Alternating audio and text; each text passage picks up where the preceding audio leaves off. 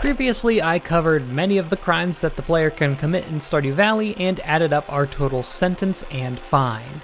Today we're going to be doing it again, this time with some of the crimes I missed that were pointed out to me by you in the comments. Some of these laws I literally didn't even know existed. Starting out with a banger here, we have an item called the Radioactive Bar, which description says known by the Zuzu City Safety Commission to cause irreversible bodily harm. Improper disposal of radioactive materials. The town will appreciate that one. The traveling cart merchant mentions that she had to sneak these items in from the Gatoro Empire. Assuming this means the items weren't brought through customs, that's smuggling. And by buying these knowingly smuggled goods, we're participating in the smuggling. And she's been doing this for quite a while, so let's slap on the maximum sentence.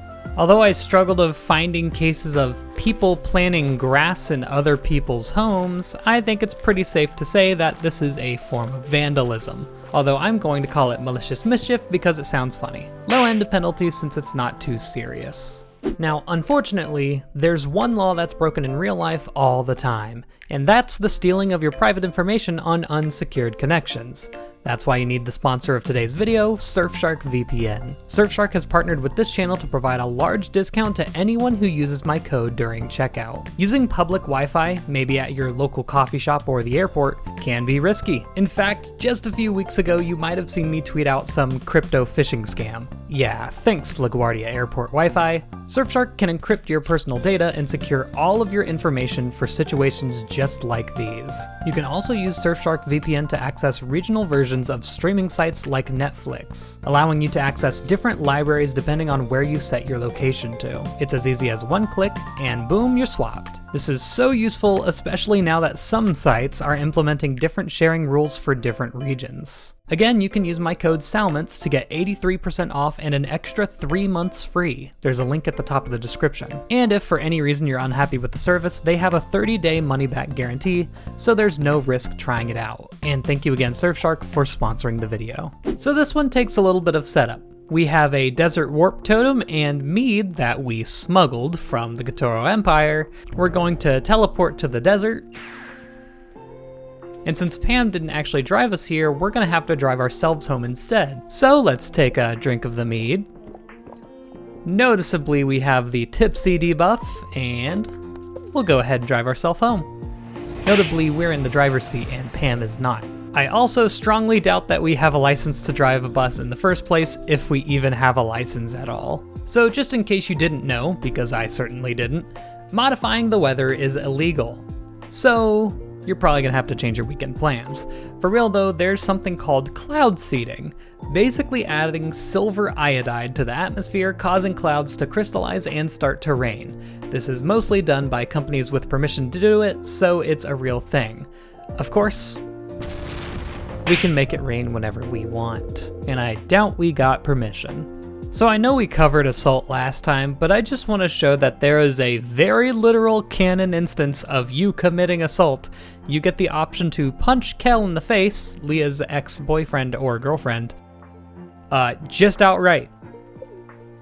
And if you don't do it, Leah does it. So yeah, either way, this kid's getting punched in the face. So as it turns out, it's weird to me. It's illegal to just have a bomb. Sounds kind of silly, I don't know. But also, manufacturing a bomb is another crime. So last time I did this video, I just went and assumed that the player character has all of the necessary licenses for what you do, because there's a lot you would need to do all the activities in the game, such as farming and everything. Got it off screen or something. Thing is, we see every second of this player's life. And if they did get any licenses before the game starts, they'd expire a year in. So, fishing without a fishing license, mining without a mining license. This one actually depends on how much you actually mine, so let's get 5 tons of stone and pay 50 bucks. Making and selling alcohol without a permit, also known as bootlegging. This one's a big no-no depending on how much you make, and most of us make a lot of starfruit wine.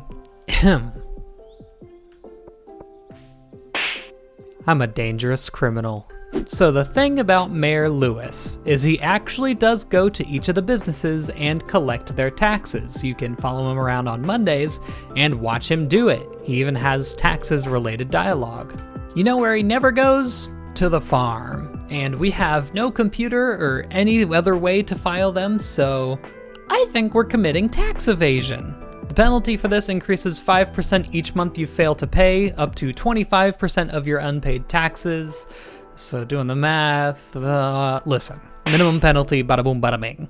It's my personal belief that on spring 10th, you should have to give up an entire day of farming just to sit in your house and do taxes, unless you give like 10,000 gold to pass it off to a tax expert. Cutting down trees is actually completely illegal, given that there's no protection on that type of tree and you have permission from the property owner.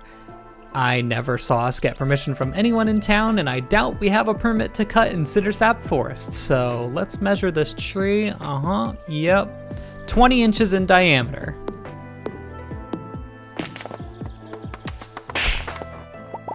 Finally, there's the most grievous crime I could ever commit.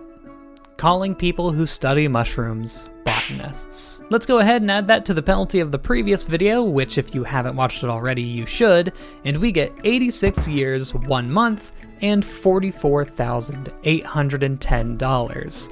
And yes, that's correcting for when I subtracted $1,000 instead of adding for poisoning the food supply. Thank you all for watching. Once again, in the comments, let me know if there's yet more laws I've yet to mention that I could break. And once more, you can use my code at the top of the description for 83% off of your Surfshark order.